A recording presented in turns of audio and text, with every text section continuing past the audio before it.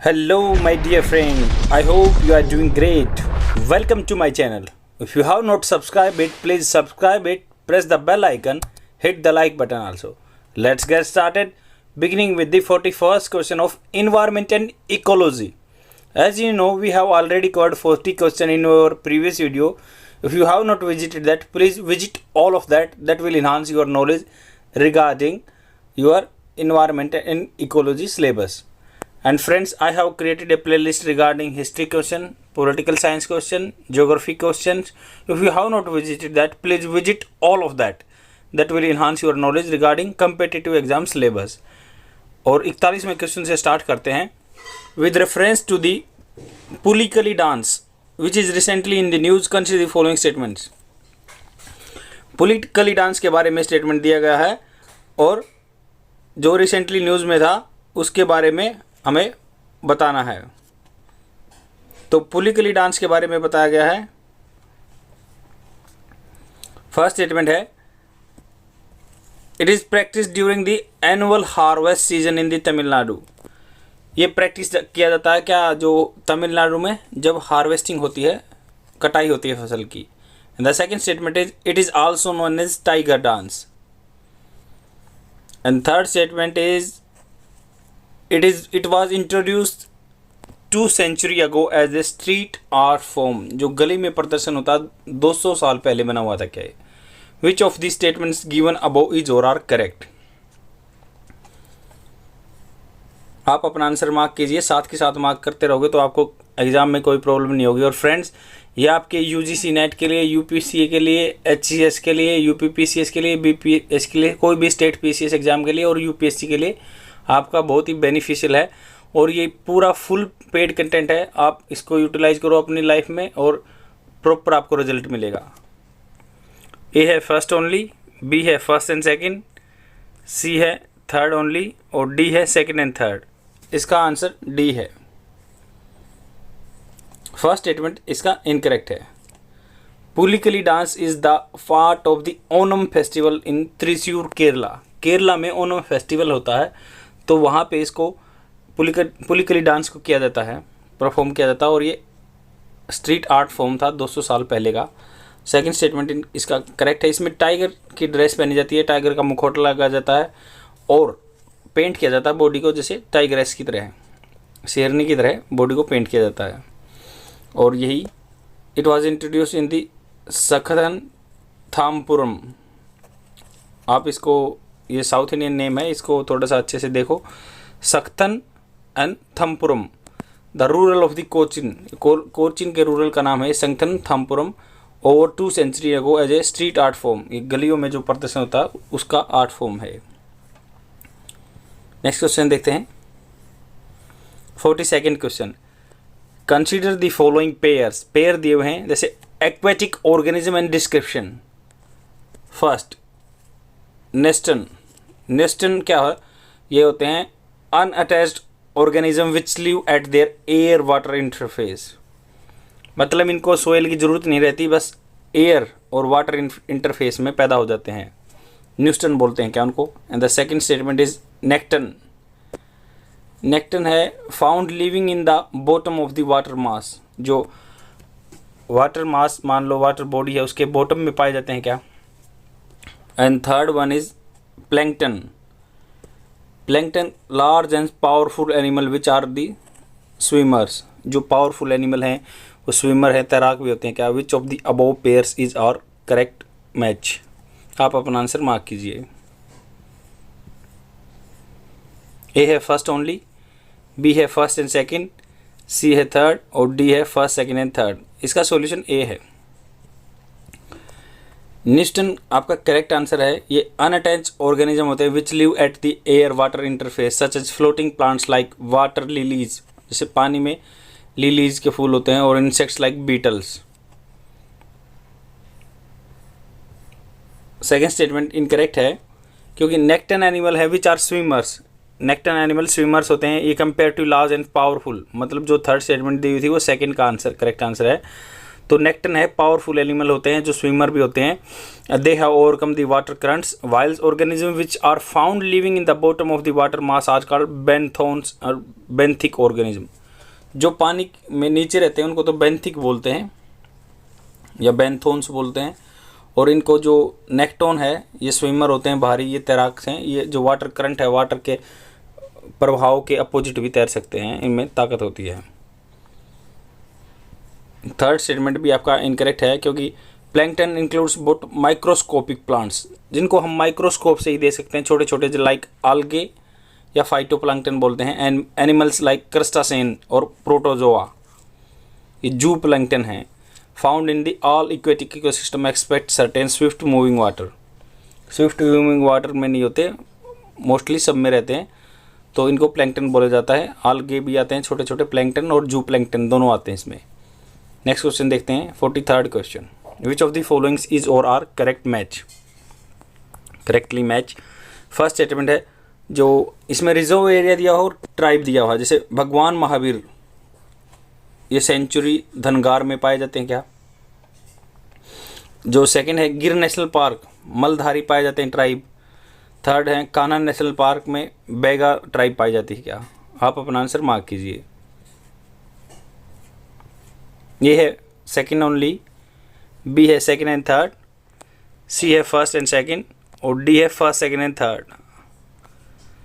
इसका correct answer D है, तीनों ही करेक्ट हैं। जैसे Bhagwan Mahavir sanctuary the home of the nomadic buffalo.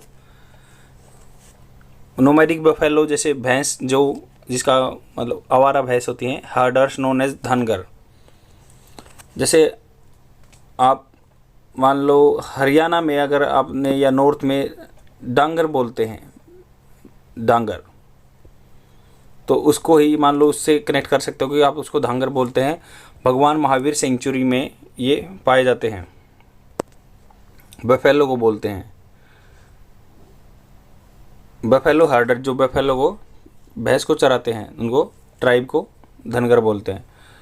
और सेकंड स्टेटमेंट है, Maldhari tribe lives near the गिर नेशनल पार्क। जो मलधारी ट्राइब हैं वो गिर नेशनल पार्क गुजरात में उसके पास रहते हैं, एशियाटिक लाइन को प्रोटेक्ट करते हैं। और Baiga tribe lives near Kanha national park the Kabir Dham district mineral foundation trust in Chhattisgarh में has taken an initiative to recruit educated Baiga youth as a teacher. जो बैगा जाति के यूथ हैं उनको टीचर में रिक्रूट करने का इनिशिएटिव छत्तीसगढ़ गवर्नमेंट ने लिया है। नेक्स्ट क्वेश्चन देखते हैं, 44th question. The experiment aimed to prove the feasibility of the fusion at a future source of energy. Build the world's largest magnetic fusion device through an international collaboration.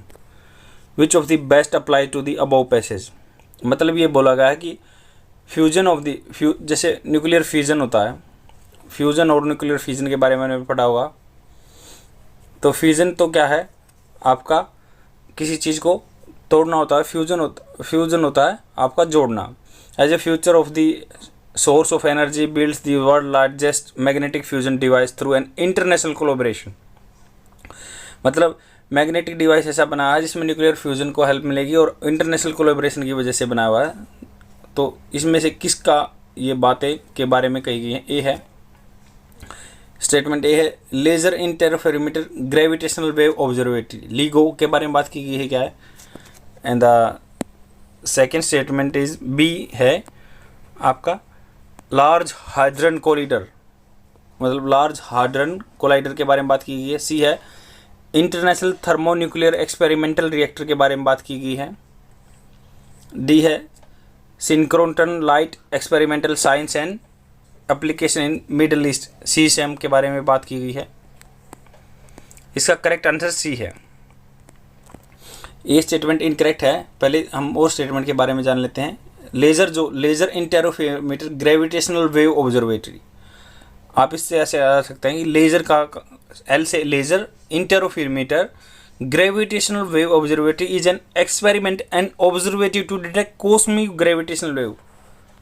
Cosmic होता है आपका ब्रह्मांड से related. Gravitational wave को मापने के लिए LIGO का यूज किया जाता है। LIGO का ब्रह्मांड में कॉस्मिक रेव रहती हैं, उनको ग्रेविटेशनल वेव को मापने के लिए किया जाता है। सेकंड स्टेटमेंट है लार्ज हैड्रन कोलाइडर। कोलाइड होता है आपका भिड़ाने वाला। The world largest and highest energy particle collider for studying particle physics. Particle physics के बारे में स्टडी करने के लिए ये LHC की है। सी स्टेटमेंट आपका करेक्ट है। International thermonuclear experimental reactor ITER। एक तो ITR बोलते हैं हम उसको, IT बीच में ई और लगा दो, ITER हो गया। Largest plasma based nuclear fusion reactor to maintain fusion for long periods of time. मतलब फ्यूजन लंबे टाइम तक बना रहेगा, चलता रहेगी क्रिया, उसके लिए ITER यूज करते हैं।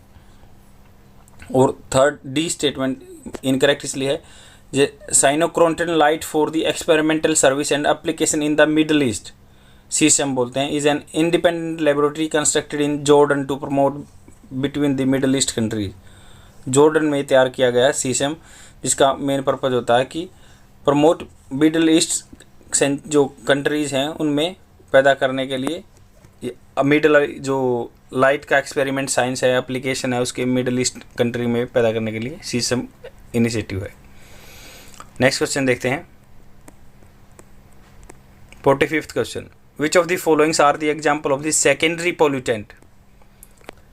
फर्स्ट है ट्रोपोस्फेरिक ओजोन, सेकंड है photochemical smoke, nitrogen dioxide. Select the correct answer using the codes given below. तो आपका ये मान लो सेकेंडरी पोल्यूटेंट है कि डायरेक्ट इन्वॉल्व नहीं होते हैं वो, बट उनके बाद कुछ केमिकल प्रोसेस होता है, उसके बाद वो पोल्यूटेंट का काम करते हैं। क्या ये उसमें आते हैं? कल हमने पढ़ा था कि ट्रोपोस्फेयर में भी ओजोन होती है, स्ट्रेटोस्फेयर में भी ओजोन लेयर होती है। ये हमारे प्रोटेक्ट करती है हमारे एनवायरनमेंट को हार्म रे से। ये हार्मफुल होती है ट्रोपोस्फेयर वाली, क्योंकि ये एनवायरनमेंट को ज़्यादा गर्म कर देती है। फोटोकेमिकल स्मोक के बारे में भी पढ़ा था कि इसमें आपका नाइट्रस ऑक्साइड या जो वोलेटाइल जो ऑर्गेनिक वोलेटाइल कंपाउंड होते हैं वो मिक्स करके आपका फोटोकेमिकल स्मोक होना है। नाइट्रस ऑक्साइड के बारे में पता था कि NO जो आपके व्हीकल से नाइट्रस ऑक्साइड निकलता है उसको ऑक्सीजन के साथ मिलकर नाइट्रोजन ऑक्साइड मिल जाता है। क्या प्राइमरी या सेकेंडरी है? तो तीनों में केमिकल प्रोसेस है, तो आपका ये सेकेंडरी हो गए तीनों। बाकी आप अपना आंसर मार्क कीजिए। ए है फर्स्ट एंड सेकेंड, B है सेकेंड एंड थर्ड, C है फर्स्ट एंड थर्ड और D है फर्स्ट सेकेंड एंड थर्ड। तो तीनों ही इसकी करेक्ट है। मैंने बताई दी आपको कि pollutants that are emitted into the environment from a source are called primary pollutant. जो डायरेक्टली सोर्स से जाते हैं प्राइमरी पोल्यूटेंट बोलते हैं उनको। Secondary pollutant is not directly emitted as a such as but forms the other pollutant. Primary pollutants react in the atmosphere. जैसे troposphere में जो ओजोन रहती है वो क्या सेकेंडरी पोल्यूटेंट है, क्योंकि ये डायरेक्ट इन्वॉल्व नहीं थी, कुछ केमिकल के साथ मिलके ही ये ओजोन लेयर बनाती है। सनलाइट के साथ मिलके, presence of the sunlight chemical process होता है। और जो सेकंड स्टेटमेंट है वो भी इनकरेक्ट है, क्योंकि फोटोकेमिकल स्मोक है chemical reaction involving sunlight, oxide of nitrogen and volatile organic compounds. Organic compound होते हैं, नाइट्रोजन ऑक्साइड ऑफ नाइट्रोजन होता है, ये सेकेंडरी पोल्यूटेंट हो गया। थर्ड स्टेटमेंट है कि नाइट्रोजन ऑक्साइड विद ऑक्सीजन के कंबाइन होके ही आपका सेकेंडरी पोल्यूटेंट में काम आता है। नेक्स्ट क्वेश्चन देखते हैं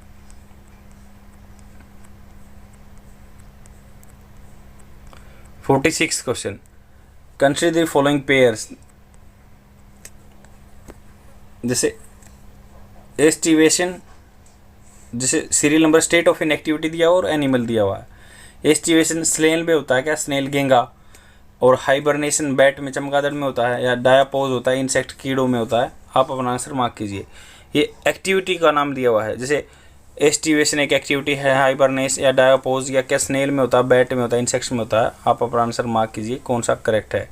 अगर आपका गलत होता है तो कोई दिक्कत नहीं है, क्योंकि ये हाईली जो एक्सपेक्टेड क्वेश्चन है, मोस्ट एक्सपेक्टेड क्वेश्चन है यूपीएससी के लिए या स्टेट PCS के लिए, वो क्वेश्चन है। अगर आपको पता नहीं है, अटैम्प्ट कर रहे हो, तो मैं एक्सप्लेनेशन दे रहा हूँ, तब आपको समझ में आ जाएगा और क्वेश्चन पेपर में ठीक होगा, कोई प्रॉब्लम नहीं है। ए है फर्स्ट ओनली, B है सेकेंड ओनली, C है फर्स्ट एंड थर्ड और D है फर्स्ट सेकेंड एंड थर्ड। तो इसका करेक्ट आंसर D है। एस्टिवेशन और समर स्लीप, जैसे कोई भी आपको पता होगा ज़्यादा ठंड है, ज़्यादा गर्मी है सॉरी, तो गर्मी में क्या है, कोई भी आपको डॉग या कुछ भी आपका जो पशु पक्षी जो भी है वो एक जाके जहाँ पे एनवायरनमेंट में बिल्कुल ठंड होगी वहाँ पे जाके लेटेगा, थोड़ा सा नमी होगी, तो उसको ये क्या है, मेटाबॉलिक प्रोसेस को ये स्लो कर देता है, क्योंकि उनको भूख लगती है और गर्मी ना लगे, इसलिए भूख कम लगे या गर्मी ना लगे तो इसके लिए वो मेटाबॉलिक रेट अपने आप ज़्यादा कर देते हैं। उसको एस्टिवेशन बोलते हैं, ये एस्टिवेशन। तो समर स्लीप के नाम से जाना जाता है इसको। जो डेजर्ट में रहते हैं, रेगिस्तान में रहते हैं या ट्रॉपिकल एरिया में रहते हैं, जिसमें हम नॉर्थ में रहते हैं, या तो क्या है, themselves from the hot and dry climate, scarcity of the food and water. These animals look for a moist and cool and shady place to sleep and to prevent excessive water loss, internal body damage due to high temperature. Estivation take place in cold-blooded animal like snail, earthworms, frogs, etc. तभी ये नमी में रहने की कोशिश करते हैं, अपने आप को गर्मी से बचाने के लिए, फूड वेस्टेज होने के लिए, मेटाबॉलिज्म अपना रेट कम कर देते हैं, स्लो कर देते हैं। तभी कहते हैं ना, भगवान ने ऐसी चीज़ें बनाई हैं, ऑटोमेटिक अडेप्ट करता है बंदा चीज़ों को, कोई भी जानवर या पक्षी या ह्यूमन बीइंग है। सेकेंड स्टेटमेंट करेक्ट है। Hibernation is the condition which animal go dormant during winters by lowering their metabolic. Dormant बिल्कुल ही मान लो विलुप्त हो जाते हैं, मतलब आप बताओ कि वो इनएक्टिव हो जाते हैं बिल्कुल ही, जैसे डोरमेंट ज्वालामुखी बोलते हैं वैसे ही समझो। तो this animals eat a lot of food and store in the form of the excess fat to combat the problem of the food shortage during hibernation. तो यही क्या है, ज़्यादा से ज़्यादा फूड खाते हैं, स्टोर कर लेते हैं उनको एक्सेस फैट के तरीके में, क्योंकि जब उनके पास खाना नहीं हुआ तब उसको यूटिलाइज करेंगे, और यही बिल्कुल ही आलसी हो जाते हैं। This animal look a warm place to sleep. ये वार्म प्लेस को ढूंढते हैं जो गर्म है। Any internal body damage due to low temperature. Hibernation take place in the warm and cold blooded animal like bats, mammals and birds. Third statement आपका correct है। Diapause is the state of temporary dormancy make by the pause in the growth and development of an organism. मान लो किसी animal की growth ही रुक जाती है, डायापोज बोलते हैं उसको। पोज से आप याद रख सकते हो कि उसने अपनी ग्रोथ में पोज लगा दिया। ये जो मोस्टली क्या है, इंसेक्ट्स रहते हैं इसमें। It takes place both in the summer and winter. It is marked at the dormant stage,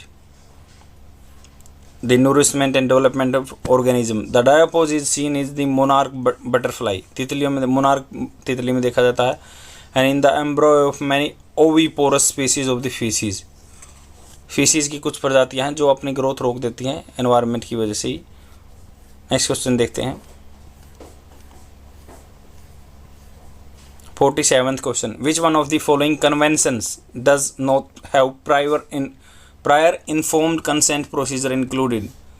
मतलब पहले प्रायर इन्फॉर्म्ड कंसेंट, पहले अनुमति लेना किसी से, इन्फॉर्म्ड बता के।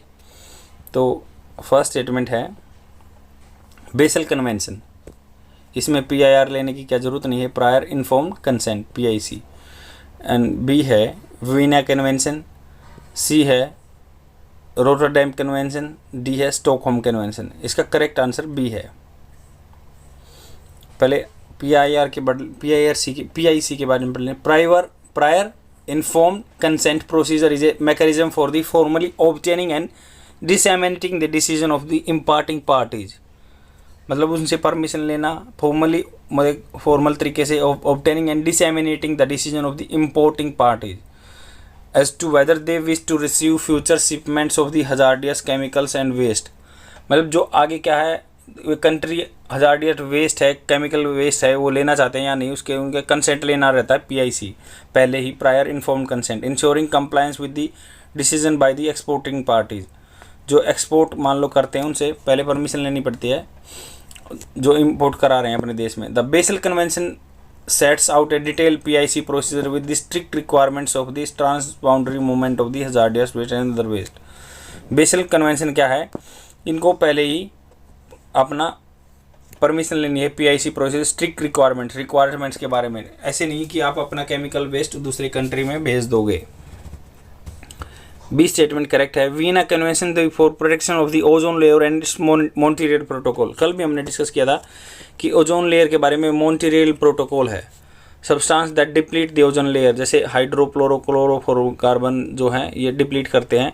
तो प्रोटेक्शन ओजोन लेयर को प्रोटेक्ट करने के लिए इसमें क्या है, इसमें PIC प्रोसीजर नहीं है।